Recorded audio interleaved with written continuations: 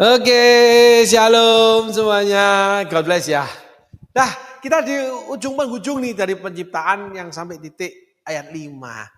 Di mana setelah semua yang dilewati, yang capung, kupu-kupu, ulat, masuk ke pompong, kalau enggak dia akan mati rohaninya. Di tengah perjalanan keluar dari kepompong juga akan mati rohaninya. Harus selesai semua, walaupun jadi capung, mungkin juga bisa jadi kupu-kupu. Musa itu kupu-kupu, Daud itu banyak salah capung. Tapi enggak masalah, Daud dicintai Allah, Musa itu sangat berkenan di hati Allah. Semuanya sama, kontribusi yang sama, saudaraku. Sehingga kita pada akhirnya kita akan mendapati bagaimana kegelapan itu ada di kita.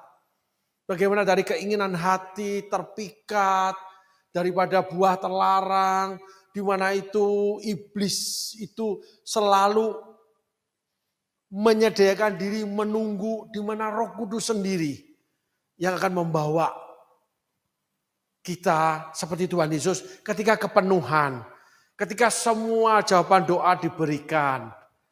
Ketika semua sudah dicukupkan, ketika semua sudah dimuliakan oleh karena Tuhan.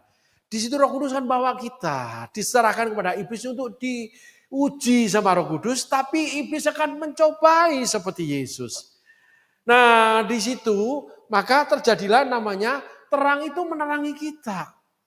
Pasti ada kegelapan, tapi Yesus terus berjalan di bawah terang, yaitu firman Allah.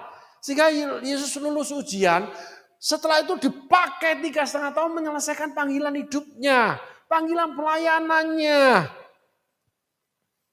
Sampai akhir hidupnya dia juga memanggil mamahnya. Yesus menyelesaikan semuanya dengan baik. Seperti Paulus katakan, aku sudah menyelesaikan pertandingan dengan benar, pertandingan iman.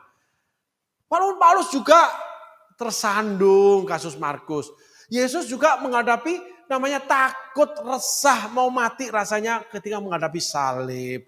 Lalu Eloi, Eloi lama sabachthani. Semuanya ada tertulis saudaraku. Sehingga kegelapan itu tetap mengikuti kita. Di mana manusia lama kita tetap mengikuti kita. Nah, di situ Tuhan akan terus perbarui roh dan pikiran kita. Di mana terang itu kan menyatakan bayangan kegelapan itu ada. Tapi kita tidak boleh menghindar matahari. Karena segala sesuatu itu untuk menyuburkan hati kita. Melihat betapa baiknya Allah. Betapa Allah itu mengampuni. Betapa firman Tuhan itu digenapi. Semuanya ada, bukan hanya juru selamat Yesus itu. Yesus itu juga menuntun, Yesus itu juga mengangkat, Yesus itu juga punya yang namanya pengadilan. Semua kelengkapan pribadi Yesus itu akan tiba. Di mana akhirnya kita mengalami namanya pagi dan petang. Tetapi kita harus punya kerelaan saudaraku. Seperti burung Raja Wali naik terbang tinggi, lalu dia membenturkan paruhnya, membenturkan cakarnya pada batu. Supaya apa? Copot. Kalau enggak membunuh dirinya. Kekayaan itu akhirnya membunuh diri kita. Ketenaran membunuh diri kita. Keberhasilan membunuh diri kita. Mungkin kita tidak punya waktu lagi buat Allah. Mungkin kita juga tidak menjadi ayah yang baik buat keluarga. Mungkin kita juga tidak menjadi suami yang baik buat pasangan kita, istri kita. Demikian juga istri. Keberhasilan selalu membawa dampak yang namanya bayangan gelap. Walaupun itu keberhasilan itu Allah yang memenuhinya. Sehingga tokoh-tokoh Alkitab diuji. Elia, bagaimana pemenuhan dia menyembelih nabi-nabi Baal. Membuat mencekam ketakutan. Lolongan disembelih 400 orang lebih dan sebagainya. Ahab dengan prajuritnya, pasukannya, rakyat Israel. Enggak ada yang bergerak. Lama loh ratusan orang disembelih itu saudaraku. Bukan pakai mesin, pakai tangan loh itu saudaraku. Digorok orang itu. Di pinggir sungai-sungai itu penuh dengan darah. Mayat di mana-mana saudaraku. Elia di dalam sadisme dia. Elia jatuh takut ketika Isabel mau membunuh dia. Tapi Allah mengutus malaikatnya memberikan roti. Elia lari. Sampai akhirnya ditunggu Tuhan di gua. Tapi dalam perjalanan Elia dikasih makan roti. Setengah perjalanan makan roti tertidur. Disuruh bangunin malaikat. Kenapa? Kalau roti ini nggak habis kamu nggak bisa sampai. Di padang gurun ada mana dari surga. Nggak usah bikin lagi dari tepung, dari gandum. Tuhan sediakan roti mana. Tuhan sediakan namanya daging dari burung puyuh. Sehat. Air yang keluar dari batu karang. Menghidupi jutaan umat Israel. Pabrik air mineral mana seperti batu karangnya Yesus? Allah sanggup melakukan banyak perkara. Tetapi kita tetap diperhadapkan dengan kegelapan hati kita. Diperhadapkan dengan karakter-karakter kita yang salah. Tetapi bisa terjadi seperti Paulus ketika kita menyadari kita minta duri dalam daging diangkat. Roh Kudus tidak mau kasih. Justru dalam kelemahanmu kuasaku sempurna bekerja. Daud kekeh.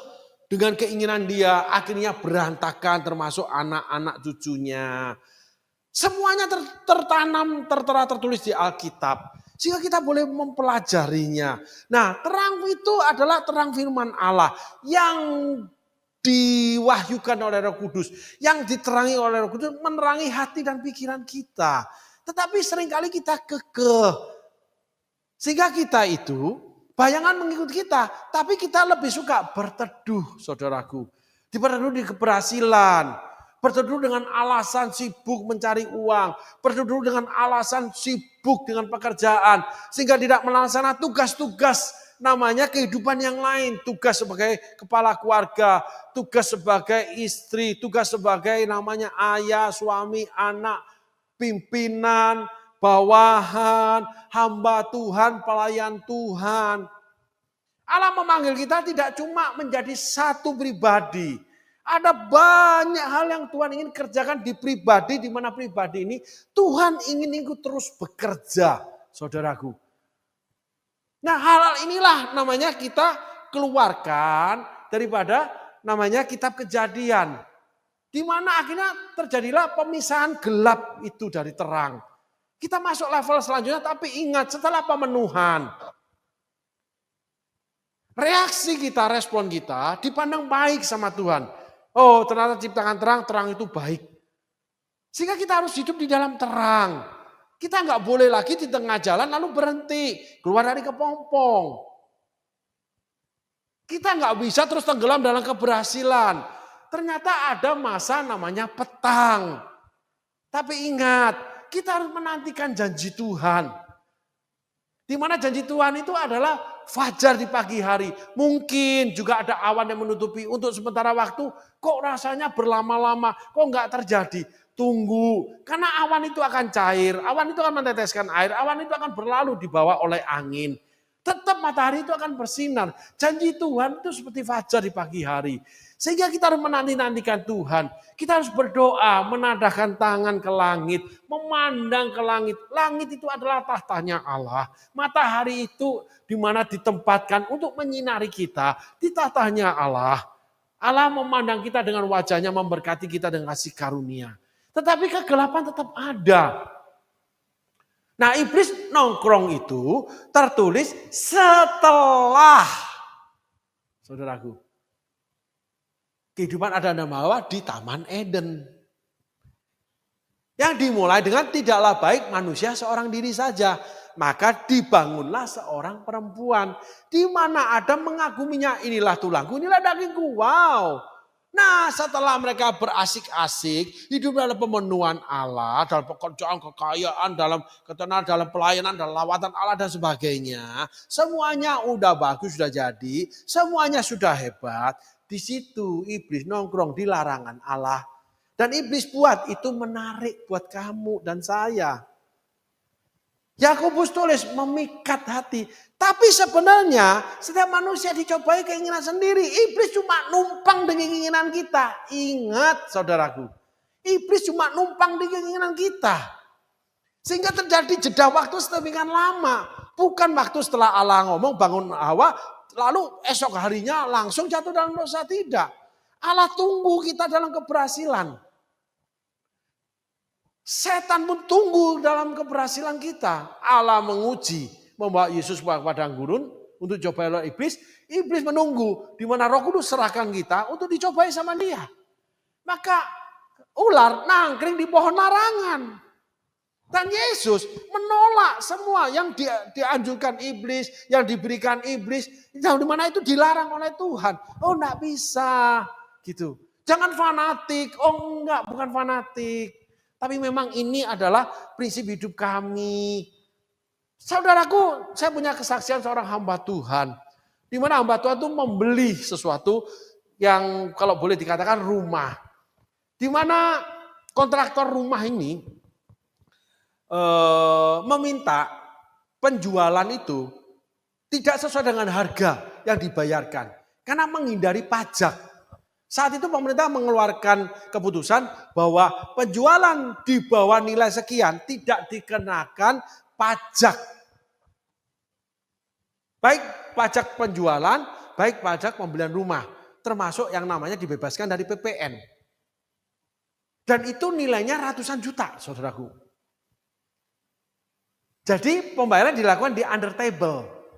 Tapi yang diakui secara notaris itu nilai di bawah yang ditetapkan oleh pemerintah. Misalnya harga 2 miliar gitu saudaraku ya. Di bawah 2 miliar dibebaskan dari pajak. Nah di situ kontraktor itu mengatakan itu. Supaya sama-sama untung tidak bayar pajak. Tetapi Alkitab mengatakan berikanlah kaisar haknya kaisar. Hamba Tuhan ini ngomong, oh nggak bisa. Karena kita harus bayar pajak, nggak bisa. Kami nggak berani nggak bayar pajak. Yang pertama, pemerintah itu nanti bisa menyelidikinya. Oh nggak bisa, semua orang melakukan yang sama. Dari sekian rumah yang dibangun, semuanya melakukan yang sama. Di luar rumah yang dibangun punya orang lain, kontrak lain juga melakukan yang sama. Supaya nggak bayar pajak, aman kok. Bukan amannya. Karena mata Allah menjelajah seluruh isi bumi. Untuk mencari orang yang bersungguh hati sama dia. Padahal itu transaksi sudah closing, udah kasih DP. Akhirnya ke notaris untuk urusan pajak salah satunya. Dan kontraktor meminta itu. Nah hamba Tuhan ini mundur gak mau. Tetap harus sesuai harga. Loh kalau sesuai harga kan susah buat yang lain. Nanti ketahuan dong sama orang pajak. Oh kami tidak berkompeten dengan hal itu. Kami cuman memenuhi kewajiban kami sebagai warga negara yang baik. Akhirnya terjadi pembatalan saudaraku. Dan uang DP-nya dikembalikan. Namun kebenaran itu seperti fajar. Ini cuma kesaksian saudaraku. Akhirnya hamba Tuhan ini mendapatkan rumah yang jauh lebih baik, lingkungan yang lebih baik, harga yang lebih baik, yang jauh daripada rumah di awal yang harus ada penggelapan pajak. Semua orang melakukan semua, aman, memang aman secara manusia. Tapi ingat, mata Allah menjelajah seluruh isi bumi. Roh Allah melayang-layang. Dia akan menyelidiki. Lalu dia dapatkan untuk melimpahkan kekuatan dia kepada orang bersungguh hati kepada dia. Maka kekuatan Tuhan dilimpahkan dapat rumah yang jauh lebih baik, lingkungan lebih baik. Semuanya di luar perkiraan dari hamba Tuhan ini. Nggak mungkin bisa dapatkan rumah itu, nggak mungkin.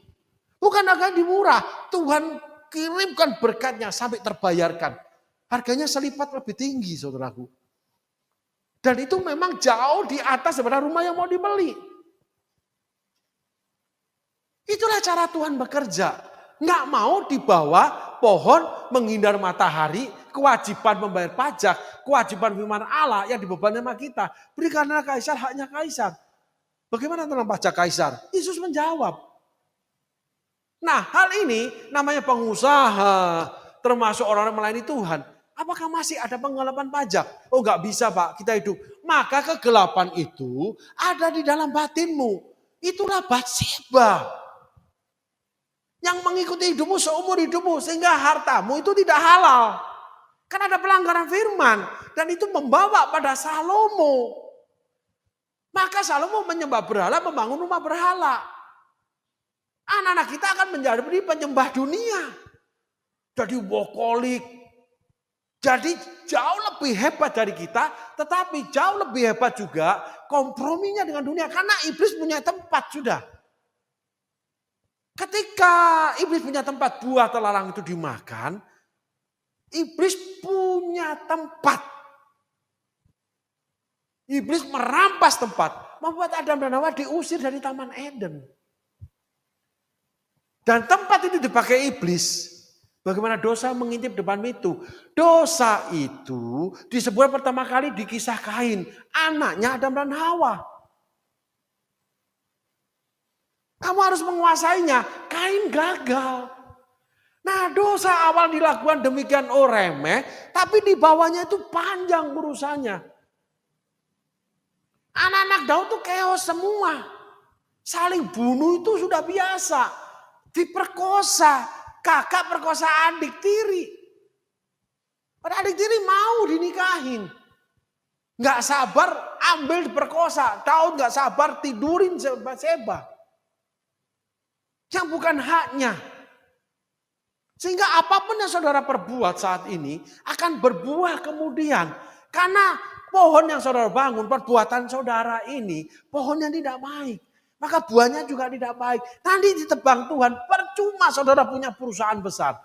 Percuma saudara punya turunan yang hebat. Tapi akhirnya ditebang oleh Tuhan. Banyak masalah di perjalanan hidup selanjutnya.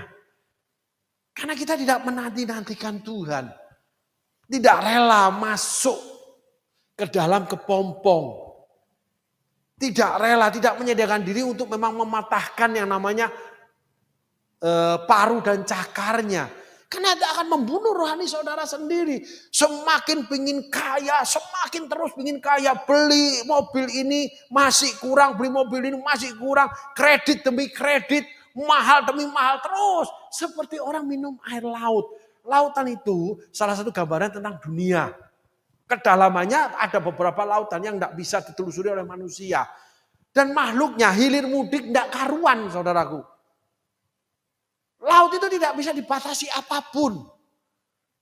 Dan kita tidak boleh masuk di dalamnya. Kita diberikan daratan. Setelah ini terang dan gelap dipisahkan. Itu akan terjadi pemisahan daratan. Dan manusia diletakkan di daratan. Taman Eden itu di daratan. Kita akan mendarat pada kehidupan yang Allah inginkan. Nuh itu mendarat menjadi yang namanya petani anggur. Tuhan akan memberikan pekerjaan yang baru. Karena saudara harus mau dipisahkan dengan kegelapan. Harus mau ditiadakan, diawahkan. Mau itu saudara lepaskan. Karena di sana ada benih tidak baik. Benih-benih dunia, benih-benih pelanggaran firman, benih-benih daripada si jahat ikut bekerja. Batseba itu jelas si jahat ikut bekerja. Jika keturunannya nempel terus sampai dibawa penyembahan pada si jahat. Berhala. Ini kita harus pahami. Inilah angle sequel yang kita harus lihat. Yang tersirat itu seperti itu saudaraku. Pemahamannya. Bagi kami ya, khususnya bagi saya. Sehingga kita itu akan menerima akibat ke depan. Banyak orang mengawali dengan roh tapi mengakhiri dengan daging. Paulus tulis itu. Banyak orang mengawali dengan cinta kasih mula-mula kepada Tuhannya. Tapi mengakhiri dengan meninggalkan gereja, meninggalkan pelayanan. Kenapa? Karena dunia sudah merangkul dia. Sudah di bawah pohon keberhasilan. Sudah berteduh di bawah pohon kekayaan. Perusahaan lah, koneksi lah. Kesibukan apapun di mana tidak menjadi pelaku-pelaku firman dalam hal-hal yang lain. Firman Tuhan tidak mencatat cuma pelayanan. Mencatat bagaimana kewajiban suami istri. Bagaimana kewajiban pelayan Tuhan. Semuanya ada. Tuntunan itu lengkap. Sehingga kita semakin dalam dengan firman. Semakin dipercaya semakin banyak. Setiap perkara kecil diberikan perkara yang besar. Sehingga kita besar. Bukan karena kita. Tapi kita semakin kecil. Dia semakin besar. Ini harus ditaruh parselnya. Setiap perkara kecil diberikan perkara besar. Setiap memberi sama Tuhan dikasih perusahaan besar. Tetapi kitanya harus semakin kecil. Tuhannya semakin besar di perusahaan kita. Tuhannya semakin punya hak mengelola keuangan kita. Semuanya di bawah kendali kontrol Tuhan. Fajar di pagi hari itu akan menerangi kita. Walaupun kita dalam gelombang seperti Nuh. Walaupun kita dalam gelombang seperti Daud. Jangan seperti Saul melompat daripada aturan Tuhan. menjadi imam memberi persembahan, lalu terang-terangan melanggar, yaitu Raja Agag dan segala hewan harus dibunuh, tidak dibunuh dengan alasan memberi kepada orang miskin. Alasan yang baik belum tentu benar. Yang baik dari manusia belum tentu benar di hadapan Allah. Yang benar dari Allah belum tentu baik buat manusia. Tapi akhirnya menjadi baik. Karena fajar di pagi hari. Matahari itu akan menerangi, itu sampai bangkai pun, kotoran hewan pun, itu akan menjadi kering dan menjadi debu. Hilang lenyap. Jadi masa lalu saudara, kesalahan saudara, perbuatan saudara, itu tidak diingat-ingat lagi sama Tuhan. Kasih karunia menyertai, berkat Tuhan menyertai. Sampai akhir hidupnya, pembunuhan terhadap umat Allah yang dilakukan oleh Saulus, tidak diingat-ingat lagi oleh Tuhan. Ketika Paulus melayani Tuhan. Paulus, mataku tertuju pada panggilan surgawi, tidak melihat ke belakang karena itu sampah. Aku terus berlari memenuhi panggilan surgawi. Sehingga aku mengakhiri pertandingan iman dengan benar. Akhirnya aku tinggal menunggu mahkota kebenaran. Diberikan mahkota kebenaran. Memerintah dalam kebenaran. Memerintah di bumi yang baru bersama Yesus. Itulah firman Tuhan yang ada dalam kehidupan kita. Di mana kita boleh padankan seturut firman Tuhan. Sehingga hari ini kita sudah belajar 9 episode, saudaraku. Di mana permulaan itu Roh Kudus melayang-layang, bumi masih kosong.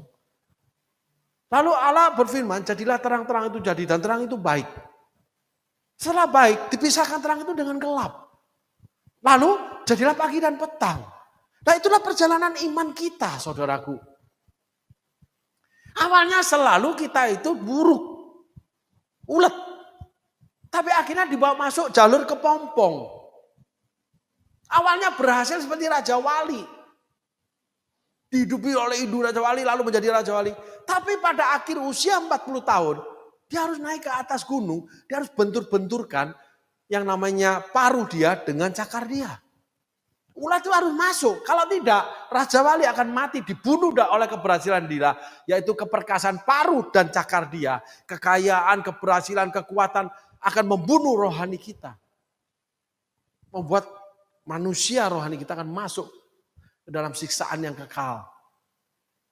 Tetapi apabila kita melewati yang namanya jalur kepompong, diam di dalam kepompong Tuhan, diproses diam, tidak ada perlawanan, terima aja, akan lahirlah yang namanya kehidupan kubu-kubu dan capung.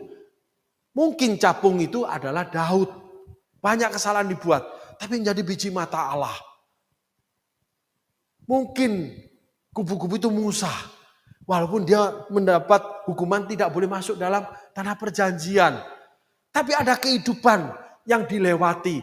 Ada kehidupan yang mana melewati hidupnya menjadi kehidupan buat orang lain. Daud menjadi saluran berkat Tuhan. Daud menjadi saluran kekuasaan Tuhan. Daud memenangkan seluruh tanah perjanjian. Daud menaklukkan seluruh tanah perjanjian. Daud menyediakan bahan-bahan untuk pembangunan bait Allah yang akan dibangun oleh Salomo. Dan sebagainya. Karena mau tinggal diam. Dan percaya. Di situ terletak kekuatan kita. Mari saudaraku, kita akan akhiri pembahasan kita, pelajaran kita untuk kitab Kejadian ini. Di mana kita pasti menerima fajar itu. Tetapi ingat, kita harus namanya menerima matahari. Setelah kita menerima fajar, setelah pemenuhan segala sesuatunya, kita akan dibawa masuk kepada kepompong. Kita bawa ke tempat tebing yang tinggi.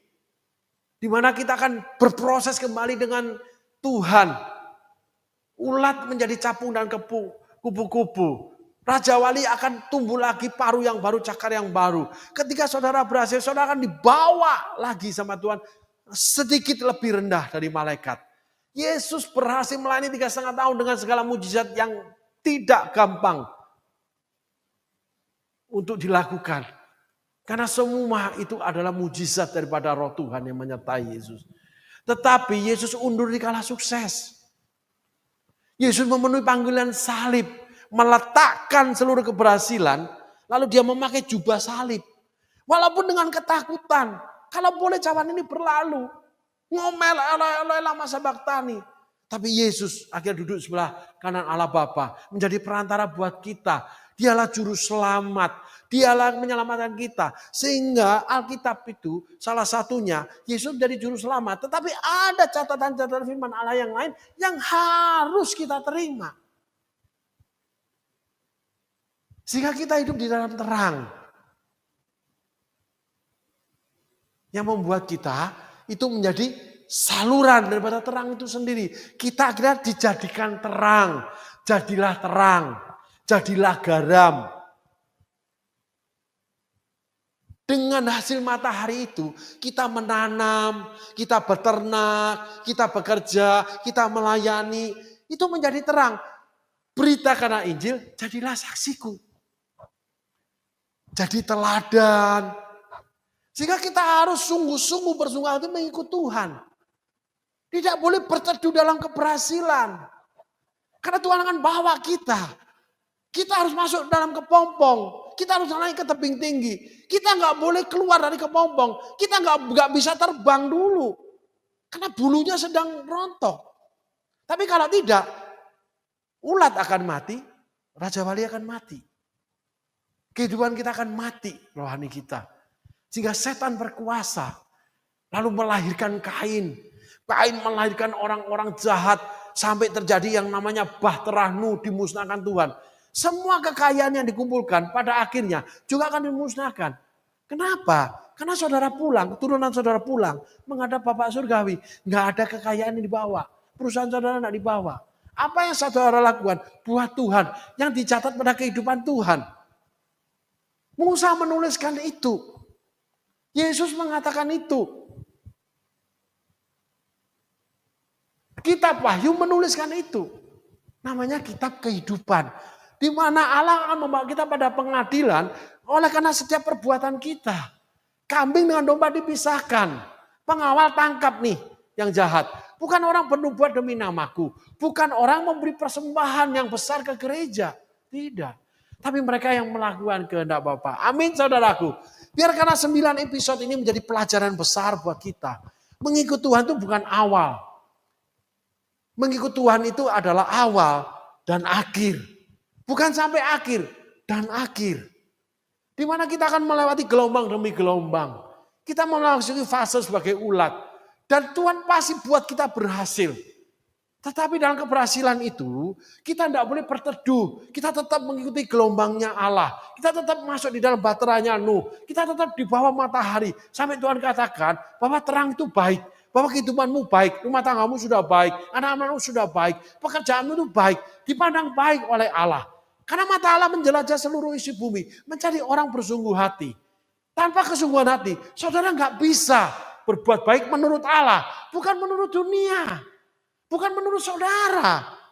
Karena ketika Allah mengatakan baik, bahwa itu sudah benar. Nah kebenaran itu yang akan memerdekakan kita. Kebenaran itu yang akan diterima oleh Allah. Buah yang baik itu akan dikecap oleh Allah. Tuhan akan menikmati sajian kita. Hidangan kehidupan kita. Allah mengetok pintu. Barang siapa berdiri dan membukanya akan masuk, duduk, makan bersama dia. Kita menjadi hidangan terbaik buat Allah. Hidup kita ada perjamuan yang menyenangkan hati Allah. Dan sebagainya. Amin saudaraku. Mari saudara-saudara. Hari ini kita mulai. Tuhan perhadapkan dengan terang itu datang. Kita mulai melihat diri kita. Apa yang kurang, apa yang salah, apa yang masih kotor. Izinkan Tuhan membersihkannya. Izinkan Tuhan membawa kita menjadi kepompong. Izinkan Tuhan membawa kita itu naik ke atas tebing. Untuk kita terbang seperti Raja Wali kembali. Untuk kita dilahirkan kembali. Mengenakan manusia baru. Menjadi kubu-kubu capung sama aja. Tapi manusia baru ini harus dikenakan. Walaupun jalannya sempit. Sesak, pintunya sempit, sesak. Banyak orang mengingini tidak mendapatkannya. Manut nurut. Setia sama Tuhan. Maka dia akan timbul, muncul. Seperti fajar di pagi hari. Semua sudah selesai. Kamu tinggal terima. Karena kamu sudah melewati segala sesuatunya. Di mana Allah mengatakan, sudah baik perbuatanmu. Artinya kamu sudah benar di hadapanku. Maka aku akan mempercayakan pemerintahanku. 1 kota, 2 kota, 5 kota, 10 kota. Amin saudaraku. Mari kita memperbaiki diri. Mari kita mulai melihat diri. Mari kita melihat apa yang kurang. Mungkin saya kurang tunduk. Oh mungkin saya kurang rajin beribadah. Oh mungkin saya sudah tidak melayani. Oh mungkin saya itu sudah semuanya ada. Ketika terang firman Tuhan menerangi kita. Dan kita berbalik. Dari apa yang kita lakukan yang salah itu pertobatan. Lalu terang itu menuntun kita. Walaupun kegelapan tetap mengikuti kita. Iblis menanti kita di sana. Karena kita kan diserahkan Tuhan. Tapi Yesus setelah melewati semua. Lulus. Mukjizat demi mukjizat. Di dalam setiap langkah Yesus. Itu yang terjadi. Jadi nanti mukjizat demi mukjizat. Itu yang akan terjadi dalam hidup saudara dan saya. Ketika sudah melewati. Yang namanya meninggalkan kegelapan, lalu terjadilah pagi dan petang. Tolong ditayangkan firman-Nya. Dan Allah menamai terang itu siang dan gelap itu malam. Jadilah petang, jadilah pagi. Itulah hari pertama. Hari pertama bercerita tentang apa saudaraku? Allah memulai karyanya dalam hidup saudara. Daud sudah tidak bisa berkarya lagi. Daud cuma diberi kemenangan-kemenangan. Daud sudah tidak bisa sesuatu yang spektakuler tidak terjadi setelah Daud sakit. Banyak orang sakit rohaninya akhirnya tidak menjadi sesuatu yang spektakuler bagi Allah. Tidak ada mujizat lagi dalam hidupnya. Cuman berkembang seperti biasa. Semuanya seperti biasa. Menjadi biasa-biasa. Sudah tidak menarik lagi dengan mujizat-mujizat Allah. Kenapa? Karena Daud tetap mengingini kegelapan, tetap mengingini Batseba, mengawini Batseba. Sehingga melahirkan Salomo.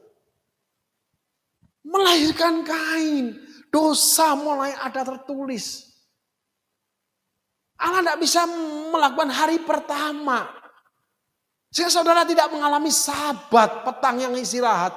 Saudara akan bekerja keras seumur hidup saudara untuk menghasilkan uang. Saudara tetap kesepian karena suami istri tidak dipulihkan Tuhan. Anak-anak melakukan hal-hal yang menjijikan bagi Tuhan. Yang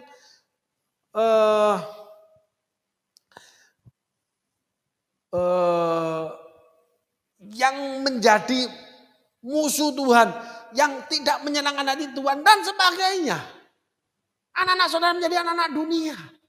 Karena buah daripada perbuatan saudara sendiri. Yang tetap mengingini kegelapan itu. Sehingga tidak ada namanya pagi dan petang.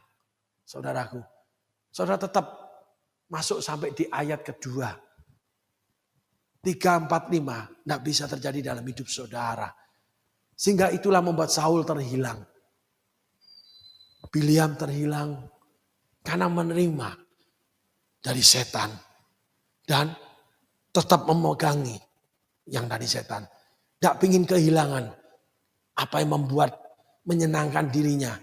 Yang Tuhan bicara bahwa itu dari dunia bukan dari aku. Kita bisa salah. Tapi jangan sampai kesalahan itu membuat buruk hidup kita selanjutnya. Di masa kita yang akan datang.